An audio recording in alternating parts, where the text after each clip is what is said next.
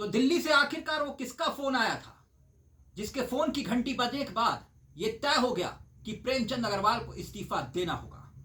Inside story बेहद दिलचस्प है, लेकिन दोस्तों याद कीजिए कि लगभग एक हफ्ता पहले मैंने आपको वही बताया था और वही हुआ जिसका अंदेशा बिल्कुल तय हो चुका था कि प्रेमचंद अग्रवाल की विदाई तय है।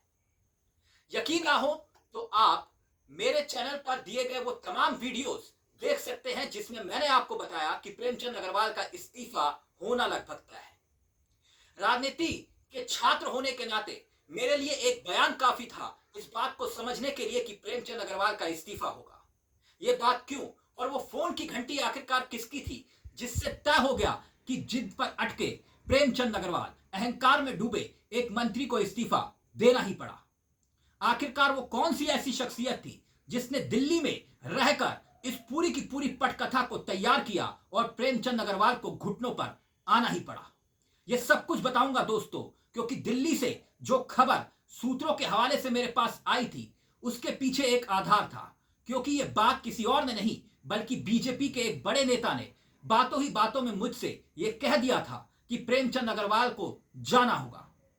आखिरकार ये फोन की घंटी के मायने क्या थे और ये क्यों पूरी पटकथा लिखी गई कि धामी के सामने जाकर प्रेमचंद अग्रवाल इस्तीफे की पेशकश करेंगे और दूसरी तरफ एक सहानुभूति, क्योंकि उत्तराखंड के भीतर वो विरोध की लहर साफ तौर पर दिखाई दे रही थी मंत्री के खिलाफ, क्योंकि मसला यहां पर जनाक्रोश का था।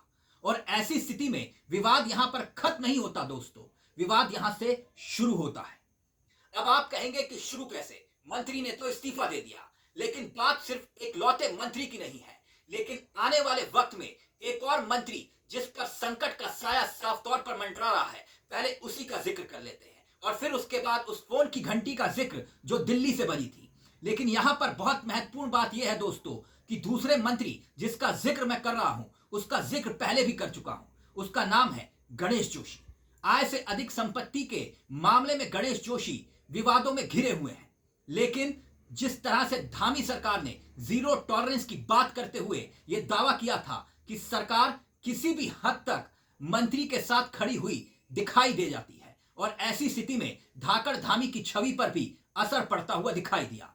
अब खबर यह आ रही है कि कोर्ट में एक बार फिर से यह मामला गूंजता हुआ दिखाई दे रहा है और गणेश जोशी एक बार फिर से विवादों में घिरते हुए दिखाई देते हैं। जहां पर सत्ता उनके साथ खड़ी है, लेकिन मंत्री के खिलाफ इतने सबूत हैं कि गणेश जोशी आय से अधिक संपत्ति के मामले में घिर चुके हैं।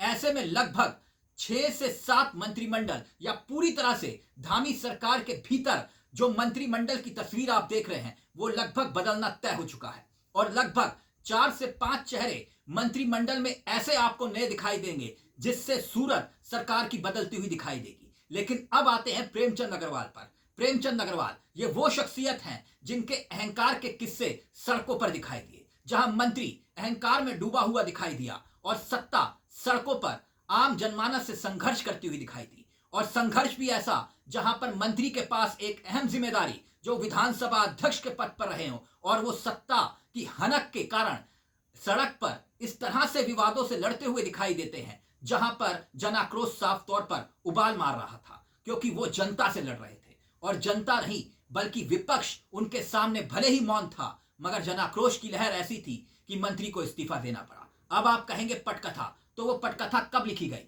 वो पटकथा तब लिखी गई थी जब देश के प्रधानमंत्री उत्तराखंड पहुंचते हैं। याद कीजिए उस किस्से को। प्रेमचंद अग्रवाल उस क्षेत्र से विधायक हैं और जहां पर वो जाते हैं देश के प्रधानमंत्री, वहां के वो प्रभारी मंत्री हैं। लेकिन प्रभारी मंत्री होने के नाते उन्हें बुलाया तक नहीं गया। तो क्या ये संकेत नहीं थे? लेकिन उससे बड़ा संकेत तब मिला जब उत्तराखंड के भीतर रहते हुए अमित शाह और नरेंद्र मोदी के दूत कहे जाने वाले, जी हां मैंने सही कहा और सही शब्द का इस्तेमाल किया, दूत कहे जाने वाले अनिल बलूनी ने एक राजनीतिक बयान दिया था।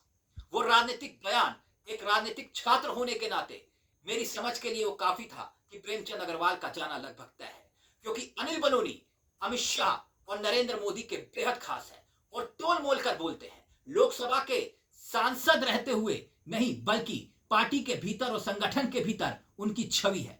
वो छवि जिसकी बदौलत पार्टी के भीतर वो ताकत का एहसास तब करवाते हैं जब सांसद से लेकर मुख्यमंत्री तक उनके घर पर हाजिरी लगाते हैं।